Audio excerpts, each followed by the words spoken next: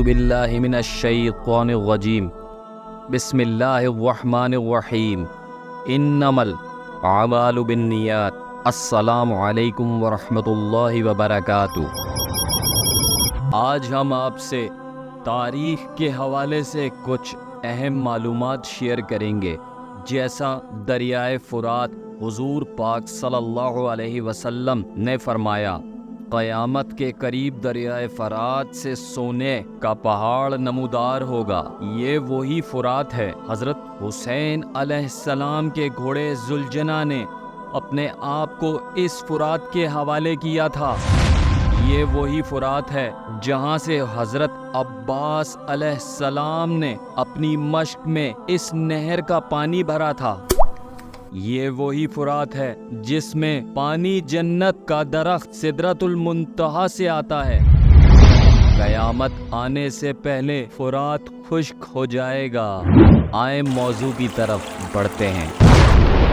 دریائے فرات کے خشک ہونے کے بعد دنیا کی آخری جنگ ہرمجدون یا آرمگیڈن جنگ کا آغاز ہوگا، جسے قیامت کی باقی نشانیوں کی طرح اس نشانی کے بارے میں حضور صلی اللہ علیہ وسلم نے فرما دیا تھا۔ حضرت ابو ہریرہ رضی اللہ تعالی عنہ فرماتے ہیں کہ حضور پاک صلی اللہ علیہ وسلم کا فرمان ہے کہ قیامت اس وقت تک قائم نہیں ہوگی جب تک کہ دریائے فرات سونا نہ اگل دے، یعنی دریائے فرات سے سونے کا پہاڑ نہ نکل آئے۔ دریائے فرات کا خشک ہونا یا سونے کا پہاڑ اگل دینا، اس اہم حدیث میں قیامت کے قریب دراصل اس میں اہم ترین نشانی کی پیشن گوئی کی گئی ہے۔ یہ دریائے فرات کے اس وقت کے عروج کا زمانہ تھا کہ جب یہ اپنی پوری شان و شوکت سے بہتا تھا۔ اس دریا کے بہاؤ کو دیکھتے ہوئے کسی بندے کے ذہن و گمان میں بھی نہیں تھا کہ یہ دریا یعنی دریائے فرات بھی کبھی خشک ہوگا۔ فرات دریا اپنے اندر ایک پوری تاریخ کو سموئے ہوئے ہے۔ فرات یعنی صاف پانی۔ اس دریا کی شروعات ترکی سے ہوتی ہوئی شام، عراق، گلف سے جا ملتی ہے۔ نہر ملکہ جسے اس دریا کے ایک کنارے سے نکالا گیا تھا، اسی نہر کے کنارے واقع کربلا پیش آیا جب حضرت امام حسین رضی اللہ تعالی عنہ اور ان کے ساتھیوں پر اس دریا کا پانی بند کر دیا گیا۔ یہی وجہ ہے کہ اس دریا کے متعلق اسلامی تاریخ روایت میں متعدد جگہ پر ذکر بیان ہوا ہے۔ 2900 کلومیٹر لمبائی کے ساتھ دریائے فرات ترکی سے شروع ہوتا ہوا عراق و شام سے گرتا ہے۔ دریائے دجلہ جس کے بارے میں کہا جاتا ہے کہ اس دریا کے ذریعے انسان نے زراعت کی ابتدا کی تھی۔ ان دونوں دریاؤں کا ملاپ پرشین گلف کے ایک دوسرے سے جا ملتا ہے، جسے شتون عرب کہا جاتا ہے، اور اسی دریا کو ایران و عراق کا بارڈر بھی کہا جاتا ہے۔ اس زمین کو بحر الزین کہا جاتا ہے، جس کی سرسبز رنگین ہونے کی وجہ فرات دجلہ دریا ہے۔ اس سرزمین میں بہت سے تہذیبوں نے ترقی بھی کی، کیونکہ ایک وقت میں یہ سرزمین انسانی تہذیب کا مین مرکز تھی۔ بابل کے قدیم دارالخلافہ کی بنیاد اسی دریا کے کنارے سے رکھی گئی ہے۔ بعض روایتوں میں دریائے فرات کے پانی کو پاک و فضیلت میں بیان کیا گیا کہ اس دریا کے پانی میں جنت کا پانی شامل ہے، جو 7ویں آسمان پر موجود سدرۃ المنتہا کی جڑوں سے نکل کر اس دریا میں شامل ہوتا ہے۔ بہرحال اس بات کو آج سائنس کے دور میں بھی ثابت کرنا مشکل ہے کہ یہ پانی 7ویں آسمان میں موجود بیری کے درخت کی جڑوں سے کیسے نکل کر اس دریا میں شامل ہو رہا ہے۔ 6 جون 2022 کو ایک خبر آئی کہ دریائے فرات کے خشک ہونے سے 3500 برس قدیم بستی دریافت ہوئی۔ ماہرین آثار قدیمہ کے نزدیک یہ ظاہر ہونے والی بستی 1475 قبل مسیح سے 1275 قبل مسیح کے درمیان قائم ہوئی تھی۔ شاید یہ دنیا کا سب سے پہلا میٹرو وارٹن شہر بابل تھا، بغداد سے 100 کلومیٹر دور دریائے فرات کے کنارے واقع یہ انسانی تاریخ کا پہلا شہر تھا۔ اس کی آبادی 2 لاکھ سے زیادہ تھی۔ تورات کے مطابق حضرت آدم علیہ السلام بابل میں رہتے تھے۔ جب قابیل نے حابیل کو قتل کیا تو قابیل نے اپنے اہل و عیال کے ساتھ بھاگ کے عرص بابل کے پہاڑوں میں چلا گیا۔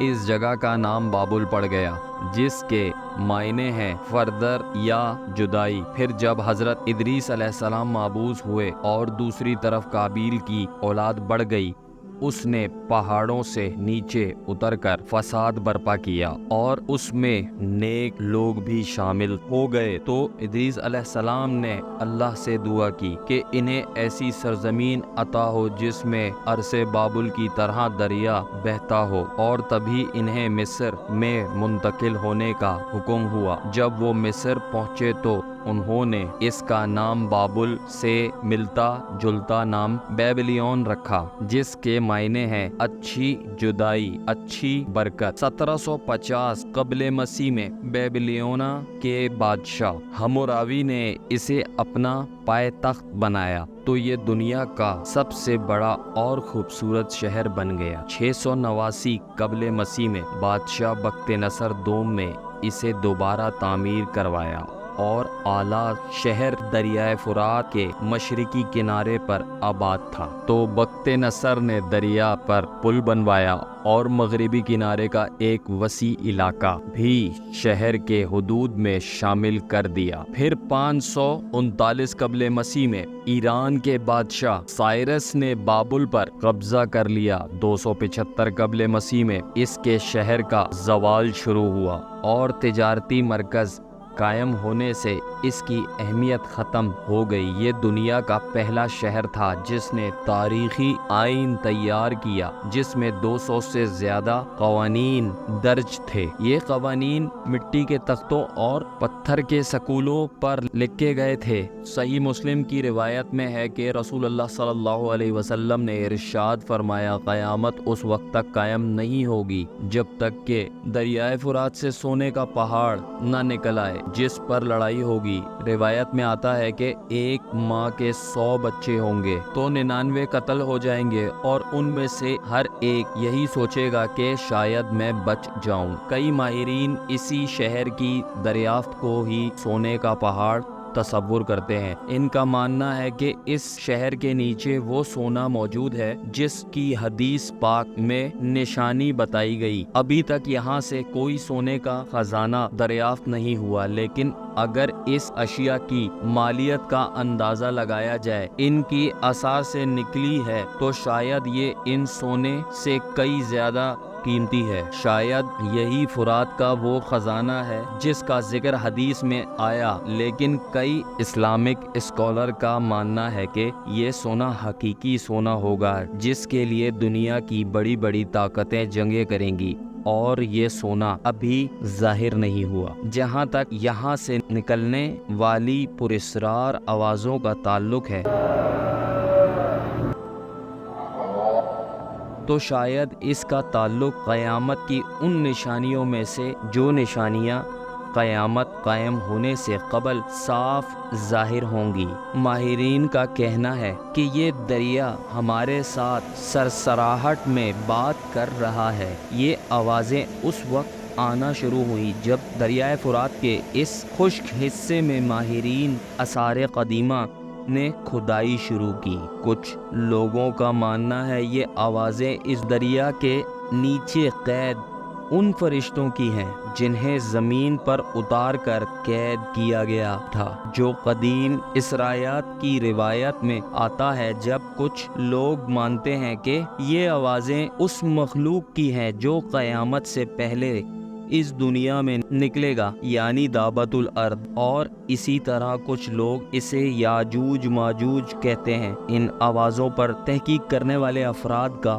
دعویٰ ہے کہ یہ آوازیں اس دنیا میں موجود ان غاروں سے آتی ہیں جنہیں یہاں پر لوگ وسپر ہول کہتے ہیں۔ کچھ مذہبی افراد اس بارے میں کہتے ہیں کہ شاید یہاں کوئی معکوف الفطرت قوتیں موجود ہیں جسے جنات کو اس دریا میں پیدا ہونے والی تبدیلیوں کے وجہ سے بے چین ہو چکی ہیں۔ اس دریا کے بارے میں کہا جاتا ہے کہ یہ دریا ایک عام دریا نہیں، بلکہ یہ روحانی دنیا اور ہماری دنیا کے درمیان ایک باؤنڈری ہے۔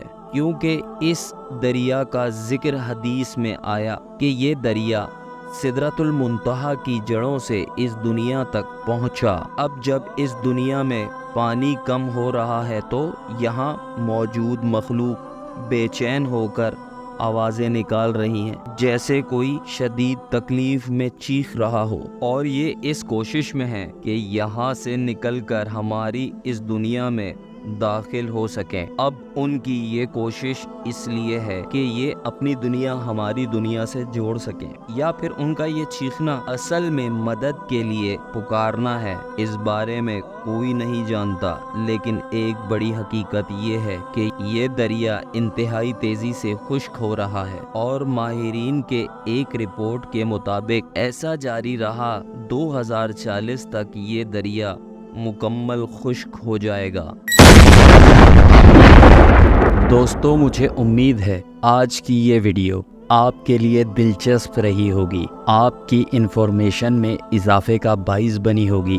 اگر آپ دوستوں کو یہ ویڈیو اچھی لگی ہو تو ویڈیو کو لائک کیجئے، شیئر کیجئے۔ مزید اس طرح کی ویڈیو کے لیے چینل کو سبسکرائب ضرور کیجئے گا۔ اپنا بہت سا خیال رکھیے گا۔ اللہ حافظ۔